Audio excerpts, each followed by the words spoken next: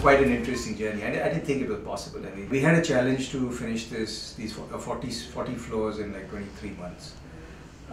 We also had a challenge to partially occupy the building. So I think this building was occupied when it was at level 10, and construction went on for another 30 floors. Well, at some level it's a very simple building. It's nothing but a shoebox on its side. Because we were building fast, I mean, for the first time I just embraced this new material called glass and say, what can I do with it to skin a building very fast?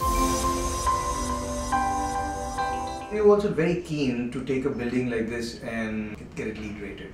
So we actually used this idea of not letting in light and heat and use some very dark glass to actually get an energy performance out of the building. So 20% of the glass is high performance clear glass, and then we used other glasses. KT440 is what we use, and the other glasses are darker, so that when you finally do an energy simulation, I have reduced the energy on the skin by using darker glasses. When you did this, obviously we could do this as bands, and when we saw an opportunity to pixelate the building, because I also realized that, you know, we tend to look at a building as a facade and you don't realize that people inside the building also look out. Could I change their perception of what they saw outside by changing the glass that they look through it? So maybe one pane is clear and the next pane is lightly tinted, so you actually start seeing the world in a slightly different fashion. So what I've seen very nicely, I mean, when you see this building during the rains, it just picks up light very, very beautifully, because it's got this depth to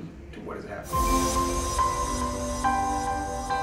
In an urban environment, to be able to make a green building, the constraints are very, very high. You have to purely address it by the electromechanical system, water treatment, low water utilization, high performance glass. So we mostly addressed it through the passive measures of sourcing recyclable material or not virgin material. So that's the way we approached it, and we continued the exercise, and we got a platinum rating on the interior.